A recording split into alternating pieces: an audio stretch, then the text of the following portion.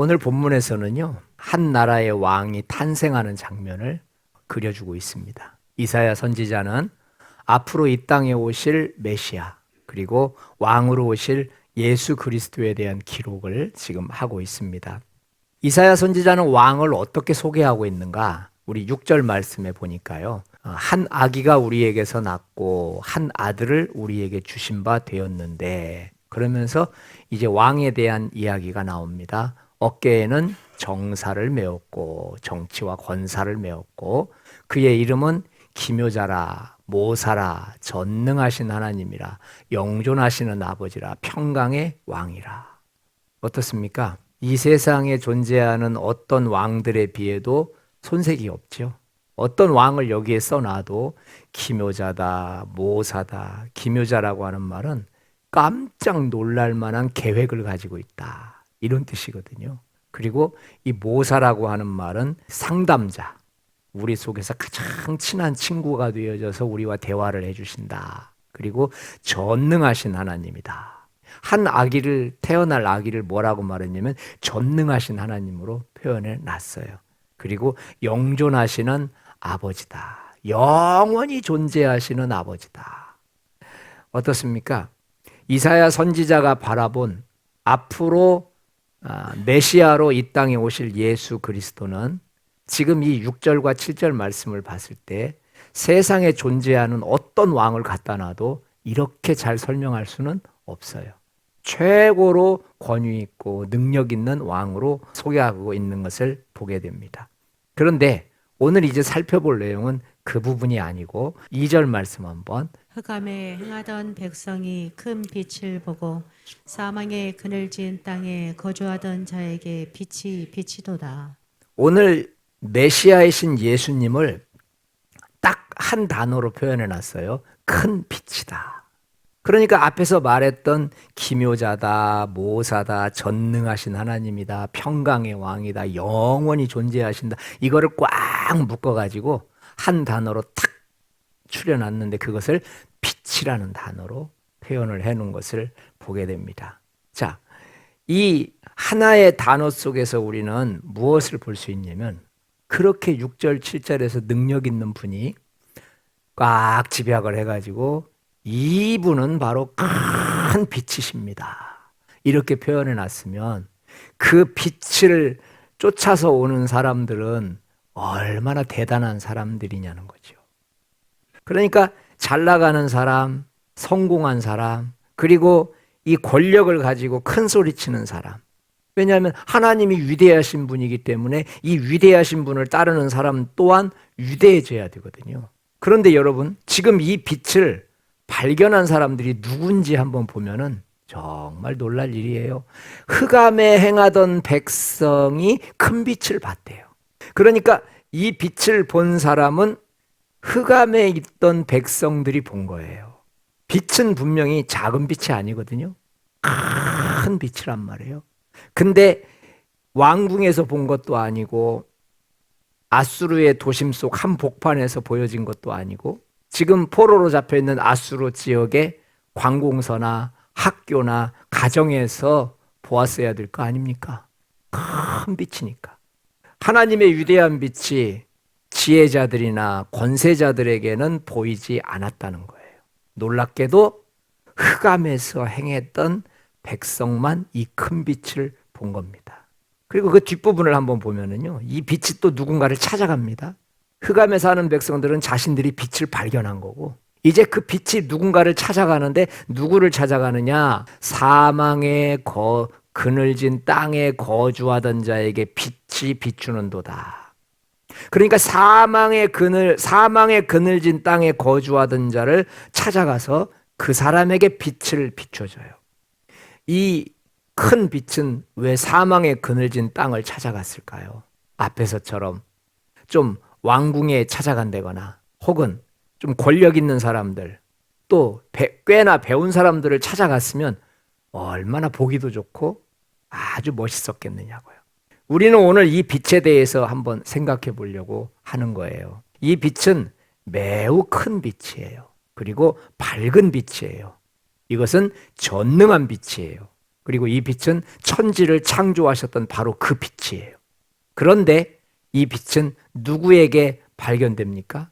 흑암에서 어둡게 살고 있었던 백성들이 그걸 발견해요. 지금 흑암이 아닌 광명 속에서 살고 있는 그 많은 사람들에게는 왜 이렇게 큰 빛이 안 보이느냐는 거예요. 이 빛은 또 누구를 찾아갑니까? 사망 죽겠다 했던 그 사망의 권세 속에서 살고 있는 그 사람들을 찾아가요. 왕궁을 찾아갔으면 조금 보기도 좋았을 텐데, 힘있고 권세 있는 사람을 빛이 쫙 비춰가지고 찾아갔으면 얼마나 좋았겠어요. 그것뿐이 아닙니다. 이 빛이 어딘가를 비추고 나면은요, 그 비춘 곳에는 이상하게 굉장한 반전 효과들이 나타나요. 전에 고통받던 자들에게는 흑암이 없으리로다. 옛적에는 여호와께서 스불론 땅과 납달리 땅이 멸시를 당하게 하셨더니 후에는 해변길과 요단 저쪽 이방의 갈릴리를 영화롭게 하셨느니라. 이 빛을 싹 비췄더니 갑자기 흑암이 사라져 버렸대요. 흑암이 없어져 버렸어요. 그런데 고통받던 자들에게서 흑암이 순식간에 사라져 버렸어요. 고통이 사라진 게 아닙니다. 고통받으면서 생겼던 상처, 고통받으면서 생겼던 어두움, 그것이 이 빛이 비쳤더니 사라져 버렸어요. 우리가 고통이나 억압을 당하다 보면 많은 어두운 생각들이 들어오거든요. 부정적인 요소들이 만들어지거든요. 근데 이 빛을 거기다 싹 비추었더니 고통당하고 환난당하는 거, 그게 변하진 않는데 그것으로 인하여서 상처가 온다거나 그것으로 인하여서 흑암의 권세가 찾아오는 일이 없더라는 거예요. 그러니까 이 빛은 흑암을 없애주는 아주 특별한 빛이었지요. 그래서 이 빛이 찾아간 대상은 바로 고통받고 있는 자들이었어요. 이번에 이 빛이 또 누구를 찾아가느냐? 바로 옛적에는 멸시를 당하게 하셨더니 후에는 영화롭게 하셨느니라. 그러면서 이 빛이 얼마나 특별한지 이 빛은 땅까지도 변화시킨다는 거예요. 스불론 땅, 납달리 땅이 멸시를 당했거든요.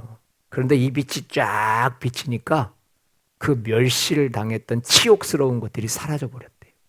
후에는 해변길과 요단 저쪽 이방의 갈릴리를 영화롭게 하셨느니라. 이 빛이 오기 전에는 영화롭지 않은 땅이었거든요. 다 힘들게 살아가는 땅이었고 척박한 땅이었거든요. 근데 이 빛이 그 땅을 딱 지역을 비추기 시작하니까 완전히 달라져 버린 거예요. 메시아로 오신 예수 그리스도, 그리고 왕으로 오신 예수 그리스도는 빛으로 이 땅에 오신 줄 믿습니다. 그런데 이 빛은 왕궁 사람들에게서 발견되지 않았어요. 높은 자리에 앉은 사람들이나 자기를 자랑하고 자기를 뽐내는 사람들에게서는 아무리 찾아봐도 이 빛은 보이지 않았어요. 그리고 이 빛도 그들에게는 아무 관심이 없었어요. 이 빛은 누구에게 발견됐다고요? 바로 고통당하는 자, 흑암에 있던 자들이 발견했어요. 그리고 이 빛은 사망의 그늘 속에 있던 사람들을 찾아다녔어요. 이제 한번 전체적으로 한번 보지요. 이사야가 앞으로 오실 메시아는 이런 나라를 만들 거예요 라고 이야기한 게 6절과 7절이잖아요. 그래서 앞으로 그분이 오시면은 기묘자라 모사라 전능하신 하나님이라 영원하신 아버지라 평강의 왕이라. 그리고 7절에 한번 볼까요? 정사와 평강의 더함이 무궁하며 다윗의 왕자와 그의 나라에 군림하여, 뭐 끝이 없습니다. 그 왕권이 굳세게 세우고 지금 이후로 영원히 정의와 공의로 그것을 보존하실 것이라. 얼마나 멋진 나라입니까? 근데 이 나라를 누구하고 세우겠다고요? 1절, 2절 보세요. 이 세상에서는 가치도 없는 사람들이에요. 이 6절, 7절에 엄청난 나라를 세우려고 사람들을 빛으로 모았는데 누가 봤냐면 고통당해서 어쩔 줄 모르는 사람이 찾아온 거예요. 그 빛을 기어이 보고 멸시당하는 사람들이 찾아오르라는 거예요. 그리고 흑암에서 허우적거리고 있었던 사람들, 사망의 그늘에서 나 죽겠네, 나 죽겠네 했던 사람들, 그들이 왔는 거예요, 그들이. 이 사람들 데리고 무슨 나라를 만들어요? 6절과 7절에서 이사야가 보여준 하나님의 나라는 광명의 나라고 영원한 나라고 능력의 나라고 파워풀한 나라입니다. 그런데 1절과 2절에서 보여주는 그 백성들은 참으로 숫자에 칠 수도 없는 연약한 사람들이죠. 여러분들은 이 1절과 2절에서 모여든 사람들과 앞으로 하나님이 만들기를 원하시는 6절과 7절의 나라가 이게 어떤 조화가 됩니까? 제대로 된 사람이 없잖아요. 뭐 돈깨나 있는 사람이 좀 있어야 될 거 아닙니까? 그래도 뭐 정치를 한다는데, 평강을 한다는데 좀 군사들이라도 좀 와야 될 거 아닙니까? 좀 칼과 창을 든 좀 이렇게 남성다운 사람들이 와야 뭐 영원히 정의와 공의로 그것을 보존할 것이라. 힘이 없는데 뭘로 보존하냐고요. 지킬 만한 아무 능력이 없는데 이 사람들 데리고 지금 나라를 만들겠다는 거예요. 지금 앞뒤가 전혀 맞지 않아요. 그런데 이사야는 앞뒤가 안 맞는 말을 한 걸음 더 나갑니다. 이번에는요, 이렇게 오시는 메시아 예수님은 이번에 이렇게 힘없고 나약한 사람들에게 선물까지 가지고 오신 거예요. 이 사람들한테 선물 줘서 뭐 하시려고? 첫 번째 무슨 선물인가? 주께서 이 나라를 창성하게 하시며 그 즐거움을 더하게 하셨으므로 주께서 이 나라를 창성하게 해주시고 즐거움을 플러스 더해 주셨대요. 그러니까 그들을 위해서 나라를 세우셨는데 이 나라가 아수르 나라일까요? 아니면 이스라엘 나라일까요? 아니면 세상 나라일까요? 이 나라는요, 흑암에 살던 백성들의 나라입니다. 이 나라는 사망의 그늘에서 허우적거리고 있었던 바로 그들의 나라입니다. 그러니까 흑암에 살고 있었던 백성들, 사망의 그늘에 살아갔던 백성들의 나라에 어떻게 하시겠다고요? 창성하게 해주시겠대요. 제가 이 창성이란 말을 쉬운 성경에서 봤더니요, 행복하게 해주겠대요. 행복하게, 해피하게. 하나님께서 그들에게 이걸 선물로 주셨대요. 그리고 뭘 주셨죠? 즐거움과 기쁨을 플러스 해주셨대요. 야, 세상에 이 빛이 뭔데? 이 빛을 보고, 이 빛을 먹고, 이 빛과 함께 했더니 이렇게 어중이 떠중이 같던 고통받던 자들이, 흑암에 살았던 자들이, 어떻게 감당하지 못해서 이제 죽어야지 말했던 사망의 그늘에 앉았던 자들이 이 빛을 먹고 이 빛과 함께 하다 보니까 거기가 행복해지기 시작하고 즐거워지기 시작하고 기뻐지기 시작하는 선물을 거저 주신대요. 두 번째 선물 한번 볼까요? 우리 4절과 5절이에요. 이는 그들이 무겁게 맨 멍에와 그들의 어깨의 채찍과 그 압제자의 막대기를 주께서 꺾으시되 어지러이 싸우는 군인들의 신과 피 묻은 겉옷이 불에 섭같이 살라지리니. 두 번째 선물은 그 연약한 그들의 나라를 위해서 그들이 노예의 신분인데도 불구하고 자유인처럼 살도록 만들어 주신대요. 노예에서 해방시켜 준다는 말이 아니에요. 노예인데도 불구하고 노예라는 의식을 갖지 않고 자유인의 의식을 가지고 그 생활을 할 수 있도록 만들어 주시겠대요. 무엇을 통해서요? 무겁게 맨 멍에를 꺾어버리시겠대요. 어깨의 채찍을 꺾어버리시겠대요. 압제자의 막대기를 꺾어버리겠다는 거예요. 그걸 해주시겠대요. 여러분, 무겁게 먼 멍에라는 게 뭐예요? 이 짐승이 이 짐 나를 때 가축의 목에다가 씌우는 거잖아요. 가축한테 씌우는 멍에를 지금 사람한테 씌웠다. 노예들이죠, 노예들.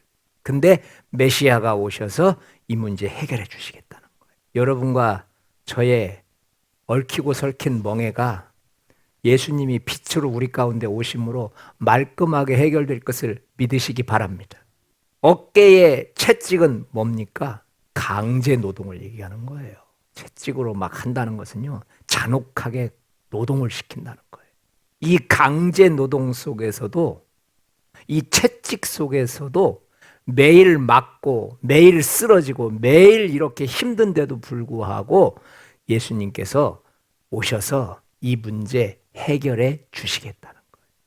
압제자의 막대기는 뭡니까? 지배자의 권력을 얘기하죠. 막대기는 잔인함을 얘기하는 거예요. 폭력을 얘기하는 거예요. 메시아가 오시면 이것들을 다 해결해 주시겠대요.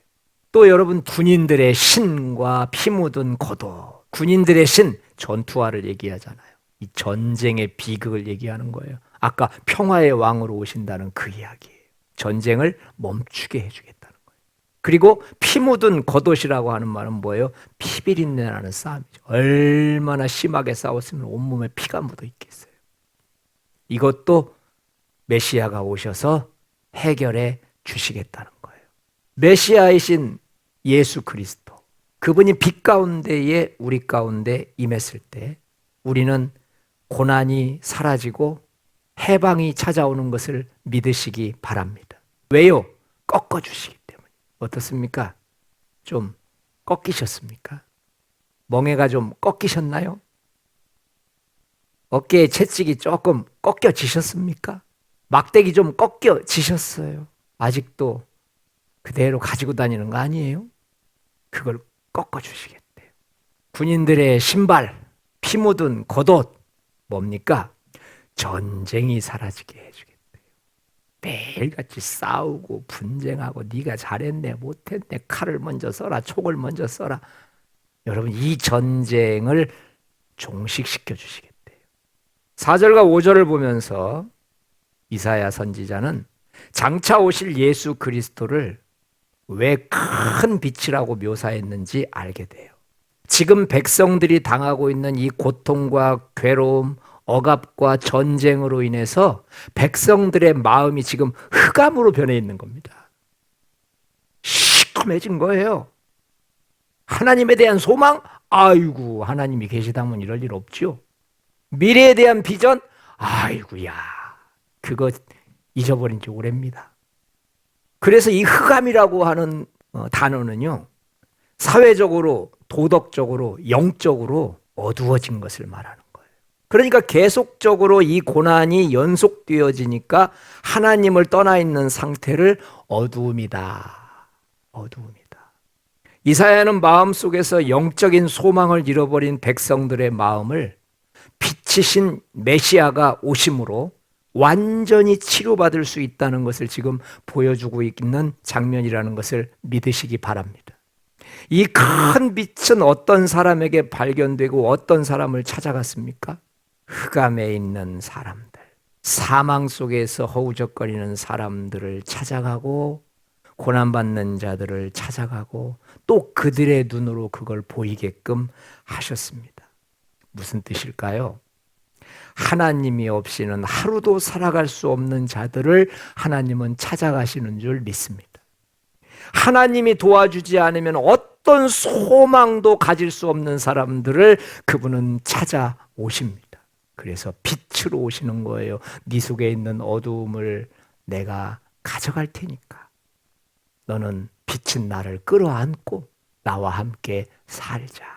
사랑하는 여러분, 이사야 시대와는 다르게 메시아이신 예수 그리스도는 지금 우리 가운데 이미 와 계십니다. 그리고 예수님을 구주로 고백한 사람들 속에 이제는 성령님으로 함께 와 계십니다.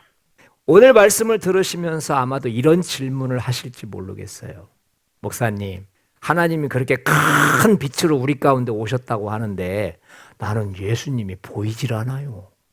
도대체 예수님이 내 삶 어디에 계시다는 거예요?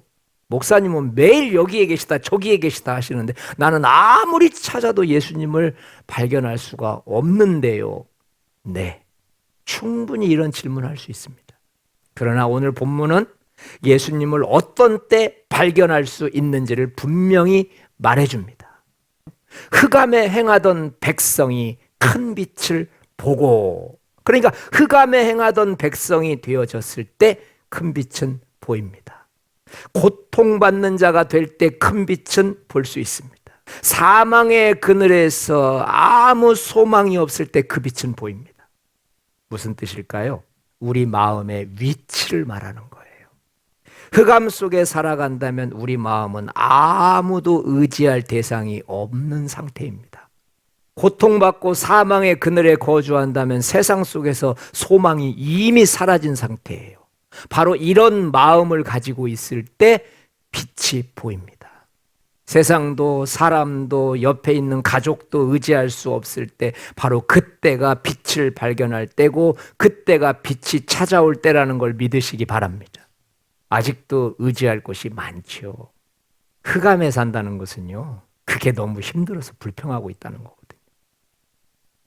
고난 중에 있다, 흑암 중에 있다, 사망의 늪 속에 있다라고 하는 말은 숨구멍 하나 쉴 수가 없어가지고 자기 자신을 완벽하게 내려놓은 상태예요. 자기 생각, 자기 의견, 자기 모든 결정권이 주어질 수가 없어요. 그것을 흑암에 있다라고 표현해놨어요. 이제 이 흑암 속에서는 누군가가 나를 도와주지 않으면, 누군가가 저 문을 열고 뚜껑을 열어주지 않으면, 누군가가 빛을 저 틈새로 주지 않는다면 나는 도저히 헤어날 길이 없는 것을 흑암이라고 표현해놨어요. 우리가 높은 마음을 갖고 있거나 교만한 마음을 갖고 있으면 그분의 빛은 보이지 않게 됩니다. 충분히 우리를 자랑할 것이 있거나 불평과 의심 속에 있다면 그분의 존재는 숨겨져서 보이지 않습니다. 또 한 가지 질문을 해볼 수 있어요. 분명히 그 나라 백성이 되었다면 창성하고 행복하게 하신다고 했는데, 그렇다면 우린 행복해져야 되지 않겠어요? 이제 그 나라 백성에게 즐거움과 기쁨을 주신다고 했잖아요. 그렇다면 우리는 기뻐야 되고 우리는 분명히 행복하고 즐거워야 되잖아요. 그런데 나는 기쁘지 않거든요. 나는 즐겁지도 않거든요. 왜 이렇게 즐겁지도 않고 기쁘지도 않은 일이 계속해서 발생할까요? 무엇이 잘못되었길래 나는 행복하지도 않고 즐겁지도 않을까요? 네, 분명히 잘못된 한 가지가 있습니다. 오늘 그것을 찾아내지 못한다면 우리는 영원한 즐거움, 영원한 기쁨을 소유하지 못하게 될 수도 있습니다. 그 해답은 바로 여기에 있습니다. 9장 3절 한번 읽어보겠습니다. 주께서 그 즐거움을 더하게 하셨으므로 그들이 주 앞에서 즐거워하오니. 우리가 그동안 즐거움과 기쁨을 누리지 못했던 이유가 바로 이것 때문이에요. 그들이 주 앞에서 즐거워하오니. 그러니까 이 즐거움과 이 기쁨은 주 앞에서만 찾아오는 선물입니다. 주 앞에 서 있을 때에 찾아오는 선물입니다. 주 앞에 서지 못하면 세상 앞에 서고 물질 앞에 서고 내 정욕과 욕심 앞에 서면은 이 기쁨과 즐거움은 찾아오지 않습니다. 우리는 모두 흑암에 살던 위치로 내려가야 합니다. 지금의 모습으로는 그분이 행하신 일을 바라볼 수 없습니다. 흑암에 살았던 시절, 그때의 마음, 낮은 마음으로 돌아가야 될 줄 믿습니다. 우리는 사망의 그늘질 땅에 거주했던 위치로 가서 모든 것을 내려놔야 합니다. 그때는 나의 마음은 결코 지금처럼 높은 마음이 아니었습니다. 우리는 모두 사망 선고를 받았던 자기를 포기하는 자리로 가야 합니다. 그곳은 가장 추한 자리였지만 가장 겸손한 자리였습니다. 그곳은 무시받는 자리였지만 겸손한 자리였습니다. 태양보다 큰 빛이고 우주보다 큰 빛이 내 안에 있을지라도 나의 마음이 낮은 마음, 내려놓은 마음, 겸손한 마음이 되지 못한다면 우리는 아무것도 볼 수 없고 아무것도 잡을 수 없게 될 것입니다. 주 앞에 서십시오. 그러면 잃어버렸던 즐거움과 기쁨이 다시 시작될 것입니다. 주 앞에 서지 못하고 세상 앞에 서 있다면 무거운 멍에, 어깨의 채찍, 압제자의 막대기는 절대 꺾여지지 않을 겁니다. 주 앞에 서지 못하고 세상 앞에 서 있다면 여전히 군인의 신발과 피 묻은 옷 때문에 괴로워하고 두려워하고 죄책감과 불안 속에서 살 것입니다. 주 앞에 서시기를 축원드립니다.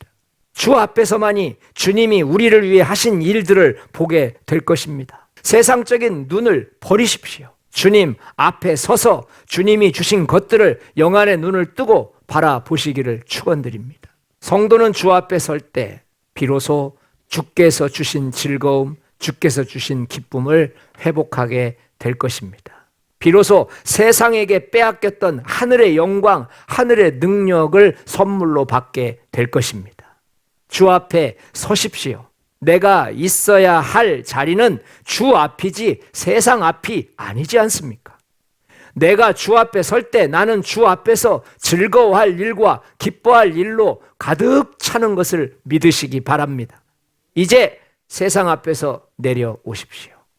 세상 앞에 서 있으면 빛이신 예수님은 나를 찾아오지 않으십니다. 주 앞에 서십시오.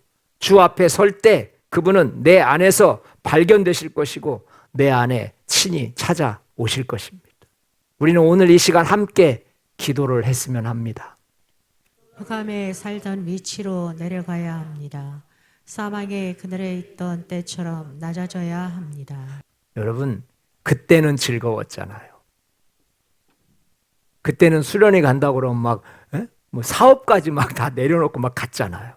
근데 그 즐거움, 그 기쁨, 그 빛이 언제부턴가 사라지기 시작했다면 우리는 내려가야 될 시간이라는 것을 믿으시기 바랍니다.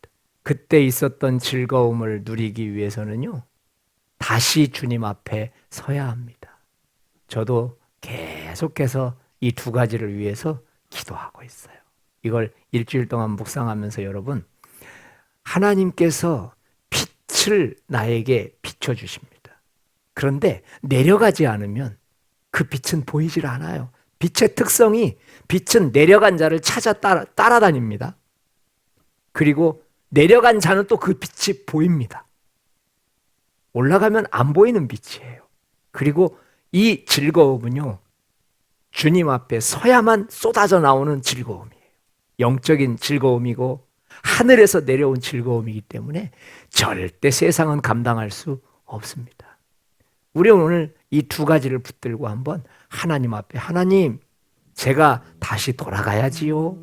예전에 그 은혜로웠던 때로 가야지요. 나 이러면 안 되지요, 주님. 함께 기도하겠습니다. 하나님, 내 마음이 높아져 있습니다. 그래서 자꾸만